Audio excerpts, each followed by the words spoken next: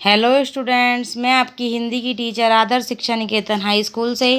आज हम आपकी हिंदी ग्रामर में लेसन नंबर 6 लिंग पढ़ेंगे, यानी कि जेंडर।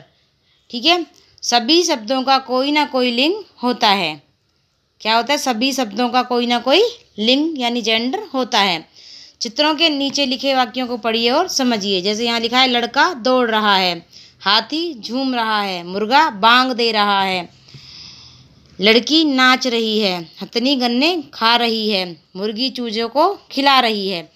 तो यहाँ पे ये लड़का है जो, उसका लिंग क्या होगा? लड़की। हाथी का क्या होगा? हथनी। मुर्गा का क्या होगा? मुर्गी।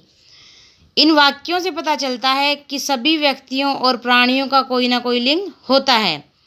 ऊपर के वाक्यों में लड़का, हाथी और मुर्गा पुरुष जाति के हैं।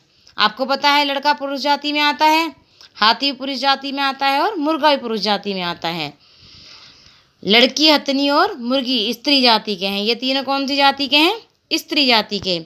तो हम कह सकते हैं शब्द के जिस रूप में हमें पुरुष या स्त्री जाति का पता चलता है उसे लिंग कहते हैं। लिंग किसे कहते हैं? शब्द के जिस रूप में हमें पुरुष या स्त्री जाति का पता चलता है उसे हम लिंग कहते हैं। अब नेक्स्ट देखते हैं, लिंग जो है वो दो प्रकार के होते हैं। कितने प्रकार के होते हैं लिंग? दो प्रकार के, पुल्लिंग और स्त्रीलिंग। पुल्लिंग और स्त्रीलिंग। पुल्लिंग किसे कहते हैं?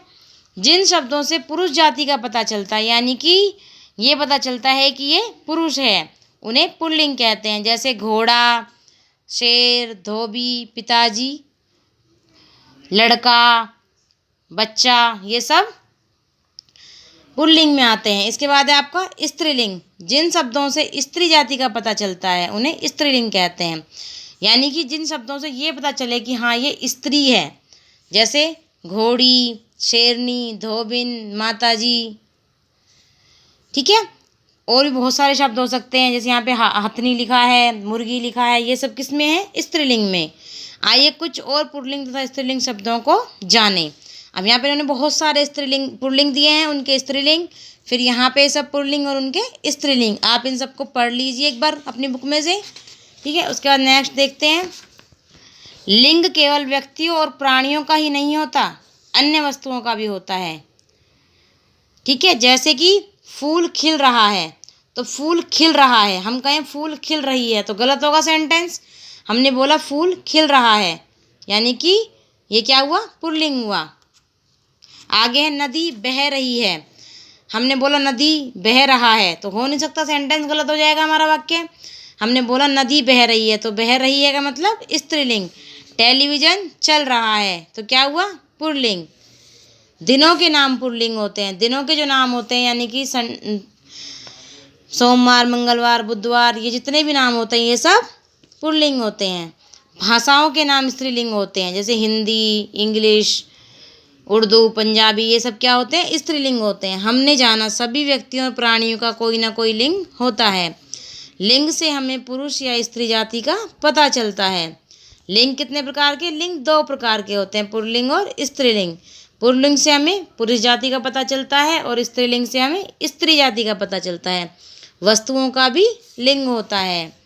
हंसते गाते कौन पुरुष है कौन है स्त्री, लिंग हमको बतलाते, पुल्लिंग पुरुष, स्त्रीलिंग स्त्री हमको ज्ञान कराते। ठीक है, अब इसके बाद नेक्स्ट क्वेश्चन आंसर देखते हैं। लिंग से हमें क्या पता चलता है? लिंग से हमें स्त्री या पुरुष जाति का पता चलता है।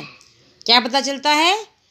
लिंग से हमें स्त्री या पुरुष जाति का पता चलता है। लिंग कितने प्रकार के होते हैं और कौन कौन से? लिंग दो प्रकार के होते हैं। कौन कौन से? पुल्लिंग और स्त्रीलिंग। पुल्लिंग किसे कहते हैं? जिन शब्दों से हमें पुरुष जाति का पता चलता है वे पुल्लिंग कहलाते हैं। किसे कहते हैं? पुल्लिंग। जिन शब्दों से हमें पुरुष जाति का पता चलता है। और स्त्रीलिंग किन्हें कहते हैं? जिन शब्दों से हमें स्त्री जाति का पता चलता है वो स्त्रीलिंग कहलाते हैं। ठीक है, आया समझ में? अब आप इन सभी क्वेश्चन आंसर्स को अपनी कॉपी में लिख लीजिए और याद कर लीजिए।